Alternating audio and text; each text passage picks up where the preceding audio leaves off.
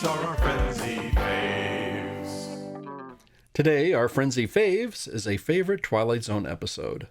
Chris, tell us about the episode we're looking at today. Thank you, Professor. It's entitled Long Live Walter Jameson. This was from Season 1. It was Episode 24. This was directed by Anton Leader.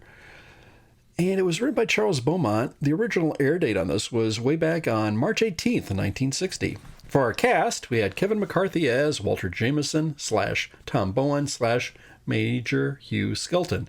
We had Edgar Staley as Professor Samuel Ketteridge. Estelle Winwood played Lorette Brown. And Dodie Heath played Susanna Kettridge. Prof, what happens in the Twilight Zone episode Long Live Walter Jameson? Professor Walter Jameson is teaching a class on American history. He reads from Civil War Major Hugh Skelton's diary. He opens the diary, but he doesn't need to read it to know what he says. Professor Samuel Kittredge, who is observing the class, observes. After class, the elderly Kittredge invites Jameson to dinner. That night at dinner, we find that the two professors know each other very well. In fact, Jameson is engaged to Kittredge's daughter, Susanna.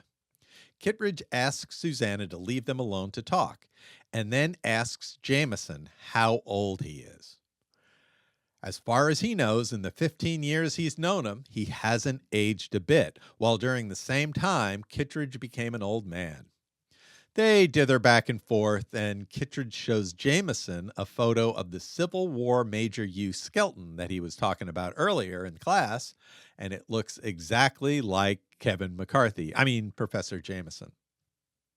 Yes, I'm Major Skelton, he says. And then he says, I once knew this guy, pointing to a bust of Plato. You're over 2,000 years old? But how? Well, one time I met an alchemist, see? And he takes it from there. But living forever ain't what it's cracked up to be. Everyone he knows and loves gets old and dies, and then he has to move on. He's asked, have you been married before? And Jameson replies, many times. It can last about 10 or 15 years before I have to move on. Can you die, he asks. I've been close, but never actually died. Well, Kittredge says, you can't marry my daughter because she's only going to get 10 or 15 years out of this. And then she enters the room. Why can't he marry me, Dad? Jameson comes up to her and convinces her to marry him this very night. Go across the street to your house to get your things, and she does with Kittredge in tow.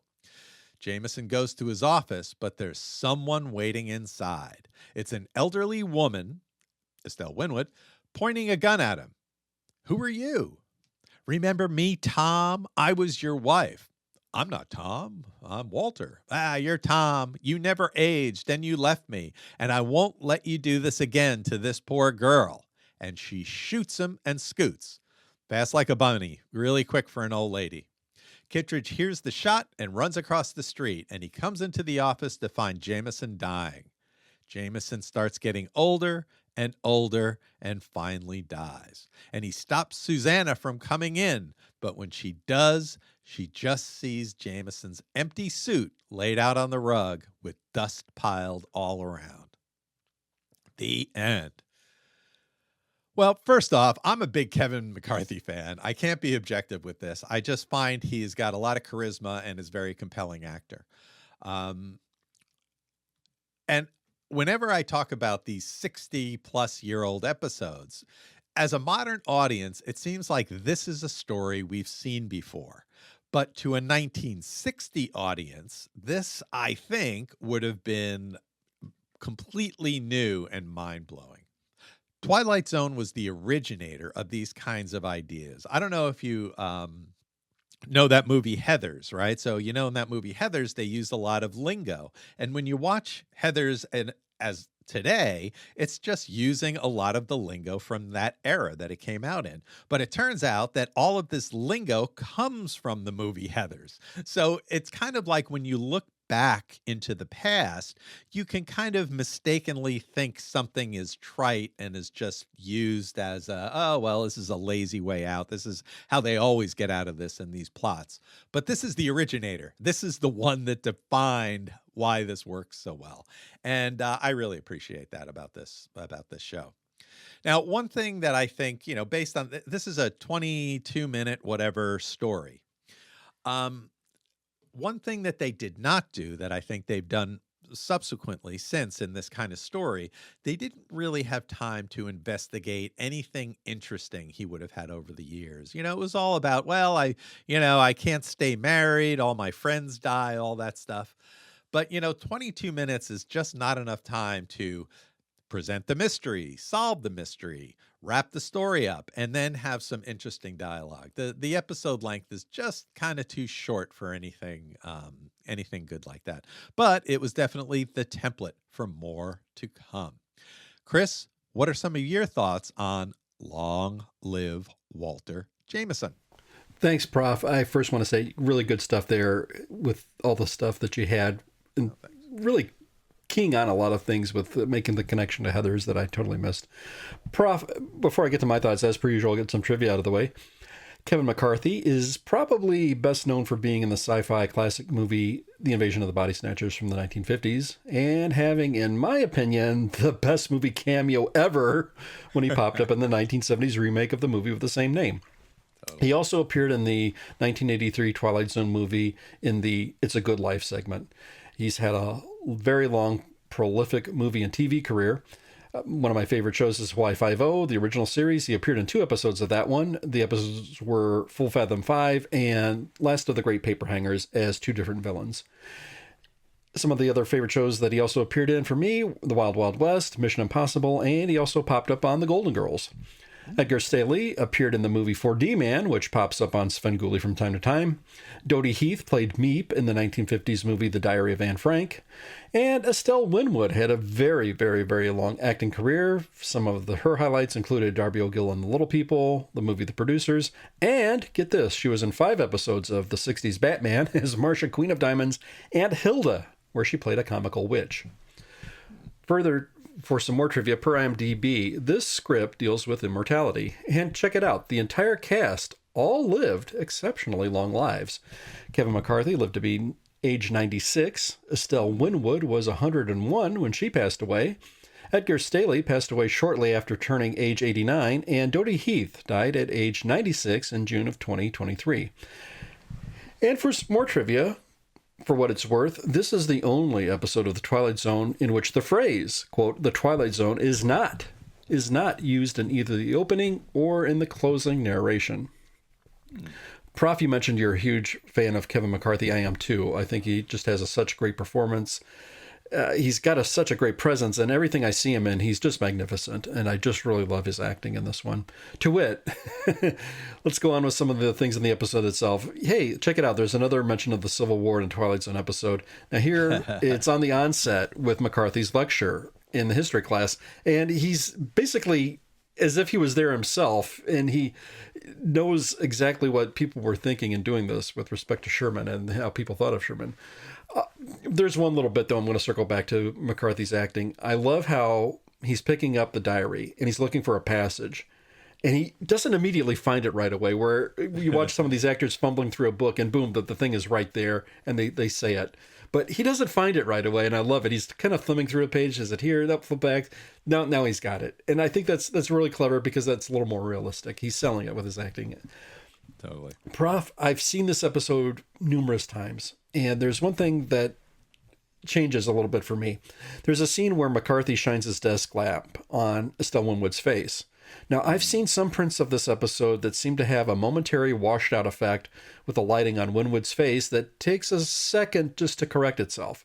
And then I've seen other prints of this episode that don't seem to have it. And I kid you not, this is not some weird memory. I know I've seen two different versions of this.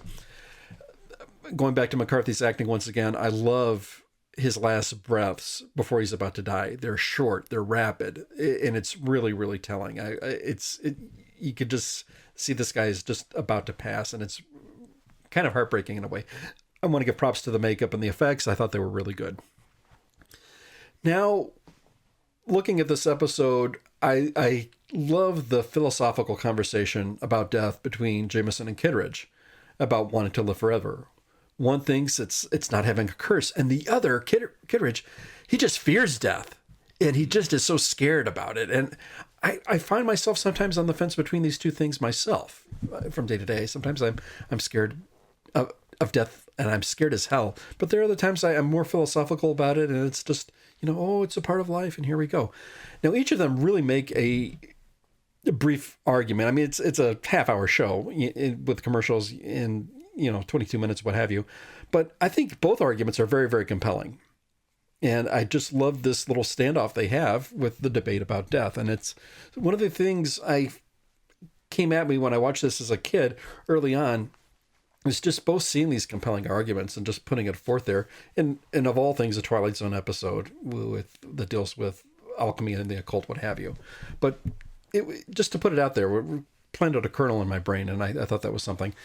Then I'm posed with the little questions afterward. Now, how is Kittredge going to break the news to his daughter? Is he actually going to say what really happened? Would you tell her what really happened? Would you make up a story?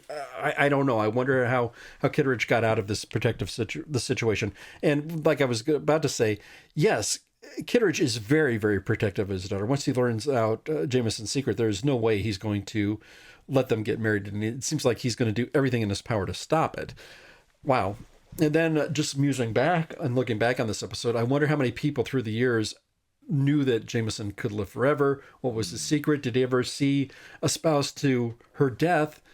Why or why not? And you'd have to think it'd be a matter of time before technology, Social Security, things like that, what have you, in the 20th century would catch up to him. And you can only change identity so far, but I think once you get into the 20th century, I think he's going to run into some problems, and here we are.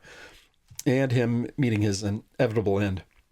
Estelle Winwood, I think, is a talented actress. In fact, I think the whole cast was really, really talented. I have to confess, I don't remember Estelle in the movie before D-Man. I'll have to check for it again. He's really good. In fact, the whole cast is really good. Dodie Heath, I thought, was very, very earnest in her love for this, and McCarthy is just McCarthy. I mean, he just has such a commanding presence, and I wish he had done more Twilight Zone episodes, but at least he was in the Twilight Zone movie. I thought this was maybe not a quote-unquote top 10 list of a Twilight Zone, or maybe someone's personal favorite, but I think it's a really outstanding episode, elevated by the performances of McCarthy in particular, and addressing the topic of what about death? Is it a curse, or should one fear it? I thought this was a really, really outstanding episode. I agree. I thought this was a good episode. Kevin McCarthy was great. All the actors were good. And it was a nice, compact little story.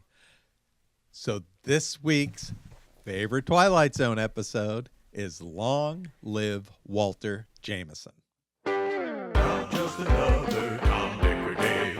These are our frenzy faves. And here's the part of our show where we give some nice thank yous and shout outs, and we'll mention some comments. We'll start with Cat Victory, who said, check out the Prof and myself as we took a look at the career of Dennis Dugan. The Professor Frenzy Show brings an interesting that guy in that show each week. Oh, smiley face emoji. Thank you so much, Cat Victory. Cat Victory also states, when we talked about a certain Twilight Zone episode, why should you never date an alien with 3 eyes? I don't know. Answer, because he is always seeing someone else on the side. I saw what Cat Victory did there. Nicely done. That's where we took that. Yeah. A great classic Twilight Zone episode. Will the real Martian please stand up? And Cat Victory goes on, learn more about aliens, bus passengers, and a creaky old bridge on the Professor Frenzy Show with myself and Professor Frenzy. Thank you very, very much. Awesome. Yeah, great episode. Great episode. Easily a top 10. Yeah, I agree. One of our favorites. And now we'll move on to the segment where we give our shout outs to some of our favorite friends. Want to give a shout out, and we'll start with the mascot of our show, Robin, at Robin031. Robin, I love you. Thank you so much. And I can't thank you enough for how you've enriched my life. I appreciate that. Thank you so much.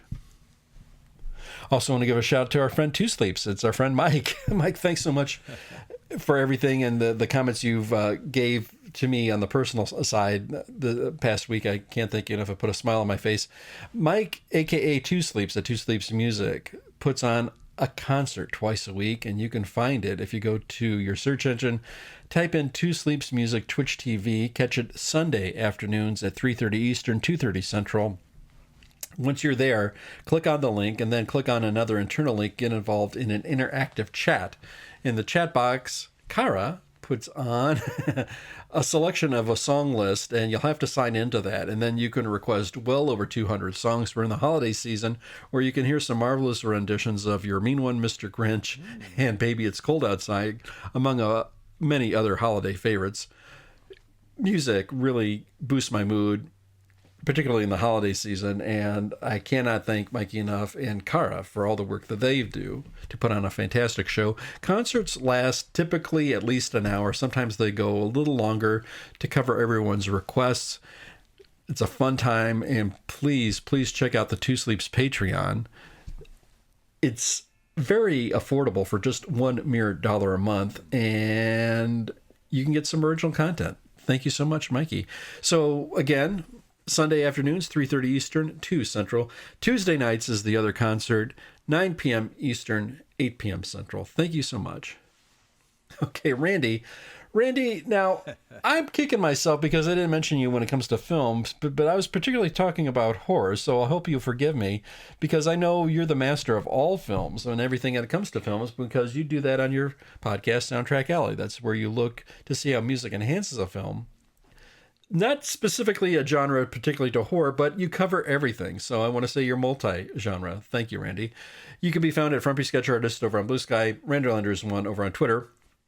Not only are you talented with respect to your film knowledge and history, but you also are a talented artist in your own right. You can catch Randy's robotic sketches each and every day.